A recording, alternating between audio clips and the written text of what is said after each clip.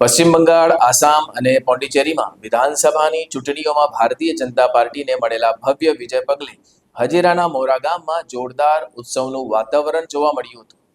તાલુકા પંચાયતના યુવા સભ્ય ચેતનકુમાર પટેલની આગેવાની હેઠળ ગામમાં ફટાકડા ફોડીને અને મીઠાઈઓ વહેંચીને વિજયની ઉજવણી કરવામાં આવી હતી. પશ્ચિમ બંગાળ, આસામ અને પોંડિચેરીમાં વિધાનસભાની ચૂંટણીઓમાં ભારતીય જનતા પાર્ટીને મળેલા ભવ્ય વિજયના પગલે હજીરાના મોરા ગામમાં જોરદાર ઉત્સવનું વાતાવરણ જોવા મળ્યું હતું. તાલુકા પંચાયતના યુવા સભ્ય ચેતનકુમાર પટેલની આગેવાની હેઠળ ગામમાં ફટાકડા ફોડીને અને મીઠાઈઓ વહેંચીને વિજયની ઉજવણી કરવામાં આવી હતી. આ પ્રસંગે મોરા ગામના યુવાનો મોટી સંખ્યામાં ઉપસ્થિત રહ્યા હતા. સાથે બજરંગ દળના અધ્યક્ષ મેહુલભાઈ, યુથ ફોર હજીરાના વિસ્તારના પ્રમુખ શ્રી અક્ષયભાઈ તેમજ બંગાળી સમાજ અને ઉત્તર ભારતીય સમુદાયના લોકોએ પણ ઉત્સાહપૂર્વક ભાગ લીધો હતો. સૌએ એકબીજાને મીઠાઈ ખવડાવી વિજયની ખુશી વ્યક્ત કરી હતી.